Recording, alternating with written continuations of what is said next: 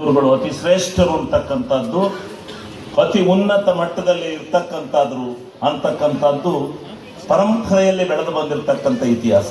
ಇವತ್ತಿನ ಇತಿಹಾಸ ಅಲ್ಲ, ಅದು ಪರಂಪರೆಯಲ್ಲಿ ಸನಾತನ ಧರ್ಮದ ಇತಿಹಾಸದಲ್ಲಿ ಬೆಳೆದು ಬಂದಿರತಕ್ಕಂಥ ಇತಿಹಾಸ. ಅಂತ ಜಗದ್ಗುರುಗಳ ಒಂದು ದಸರಾ ದರ್ಬಾರೋತ್ಸವವನ್ನು ಮಾಡತಕ್ಕಂಥ ಭಾಗ್ಯ ನಮ್ಮ ಎಲ್ಲರ ಪಾಲಿಗೆ ಬಂತು. ನಿಜವಾಗ್ಲೂ ಅದು ಎಷ್ಟು ಸಡಗರ, ಎಲ್ಲಿ ಹೋದ್ರು ಅರಸೀಕೆರೆ ದಸರಾ ದರ್ಬಾರ್ ಅಂದರೆ ಅವತ್ತು ನಿಜವಾಗ್ಲೂ ಎಷ್ಟು ಹೆಮ್ಮೆಯಿಂದ ಎಲ್ಲ ದಸರಾ ದರ್ಬಾರ್ಗಳಲ್ಲಿ ನೆನ್ಕೊಳ್ತಕ್ಕಂಥ ರೀತಿಯಲ್ಲಿ ಆ ಕಾರ್ಯಕ್ರಮವನ್ನು ಆಯೋಜನೆ ಮಾಡಲಿಕ್ಕೆ ಶ್ರೀಗಳವರ ಮತ್ತು ಈ ನಮ್ಮ ನಿರ್ವಾಣ ಸ್ವಾಮಿಯವರು ಎಲ್ಲರೂ ಸೇರಿ ಬಹಳ ಅದ್ದೂರಿಯಾಗಿ ಮಾಡಿರ್ತಕ್ಕಂಥದ್ದು ಒಂದು ಶುಭ ಸಂದರ್ಭ ಅಂತಕ್ಕಂಥ ಮಾತನ್ನು ನಾನು ಈ ಸಂದರ್ಭದಲ್ಲಿ ಹೇಳಲಿಕ್ಕೆ ಬಯಸ್ತೇನೆ. ಇವತ್ತು ಮಠಮಾನ್ಯರನ್ನ ಬಿಟ್ಟು, ಸಾಧು ಸಂತರನ್ನ ಬಿಟ್ಟು, ನಮ್ಮ ಸನಾತನ ಧರ್ಮದ ಇತಿಹಾಸವನ್ನು ಬಿಟ್ಟು ನಮ್ಮ ಪರಂಪರೆ ಮುಂದುವರಿಲಿಕ್ಕೆ ಸಾಧ್ಯ ಇಲ್ಲ. ನಾವು ಯಾವತ್ತೂ ಕೂಡ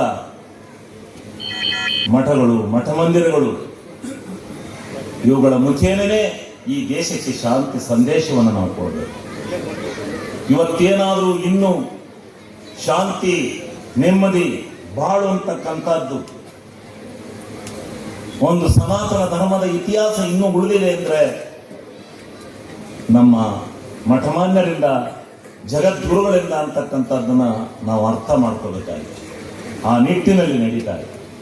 ಏನೇ ಎಷ್ಟೇ ದೊಡ್ಡ ವ್ಯಕ್ತಿಗಳಾಗಿರಲಿ, ನಮ್ಮ ಸನಾತನ ಧರ್ಮಕ್ಕೆ, ನಮ್ಮ ಮಠಮಾನ್ಯರಿಗೆ ನಾವು ತಲೆಬಾಗಿ ಅವರಿಗೆ ಗೌರವವನ್ನು ಕೊಡ್ತಕ್ಕಂಥ ಕೆಲಸವನ್ನು ನಾವು ಮಾಡಿಕೊಂಡು ಬಂದಿದ್ದೇವೆ.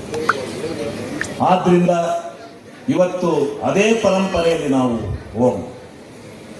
ಅರಸೀಕೆರೆ ಮಠಾಧೀಶರ ಬೀಡು, ಸಾಧು ಸಂತರ ಪರಂಪರೆ ಇರ್ತಕ್ಕಂಥ ಅರಸೀಕೆರೆ, ಸಿದ್ಧರ ನಾಡು. ಇಂಥ ಪರಂಪರೆಯನ್ನು ಹೊಂದಿರತಕ್ಕಂಥ ಅರಸೀಕೆರೆನಲ್ಲಿ ನಾವು ಧಾರ್ಮಿಕವಾಗಿ ಧರ್ಮದ ಬಗ್ಗೆ ಚಿಂತನೆಯನ್ನ ಮಾಡದೆ ಹೋದ್ರೆ, ಅದಕ್ಕೆ ವಿರುದ್ಧವಾಗಿ ನಡೆದರೆ ಇಲ್ಲಿ ಯಾರು ಶ್ರೇಯಸ್ಸನ್ನ ಕಾಣಲಿಕ್ಕೆ ಸಾಧ್ಯ ಆಗೋದಿಲ್ಲ. ನಾವು ಯಾವುದೇ ಕ್ಷೇತ್ರದಲ್ಲಿ ಶ್ರೇಯಸ್ಸನ್ನ ಪಡಿಬೇಕಾದ್ರೂ ಇಲ್ಲಿಯ ಸನಾತನ ಧರ್ಮದ ಇತಿಹಾಸ, ಸಂಸ್ಕೃತಿ, ಅದರ ಪರಂಪರೆಯ ಇತಿಹಾಸದಲ್ಲೇ ನಾವು ಹೋಗ್ಬೇಕು. ಯಾಕಂದ್ರೆ ನೋಡಿದ್ರು ಬೆಟ್ಟ ಗುಡ್ಡಗಳ ಸಾಲು, ಆ ಸಾಲಿನಲ್ಲಿ ಇರ್ತಕ್ಕಂಥ ಒಂದೊಂದರ ಇತಿಹಾಸವನ್ನು ಈಗ ಸಿದ್ಧರ ಬೆಟ್ಟಕ್ಕೆ ಕರ್ಕೊಂಡವರಿಗೆ ಮಾಡಿ, ನೀವು ನಿಜವಾಗ್ಲೂ ಆ ಸಿದ್ಧರ ಗವಿಗೆ ಹೋಗಿ ಬರಬೇಕು. ಅಲ್ಲಿ ವೈಕುಂಠ ಏನಾದರೂ ಇದೆ ಅಂತಕ್ಕ, ವೈಕುಂಠ ದೇವಲೋಕದಲ್ಲಿ ಇದೆ ಅಂತೇಳಿ ಭಾವನೆ ಇದೆ. ಆದರೆ ಆ ಸಿದ್ಧರ ಕುಡಿವಳಿಕೆ ಹೋದ್ರೆ ನಿಜವಾದ ವೈಕುಂಠ ಇಲ್ಲಿದೆ ಅಂತಕ್ಕಂಥದ್ದು ಸಾರ್ಥಕ ಬದುಕಿಗೆ ಗೊತ್ತಾಗುತ್ತೆ.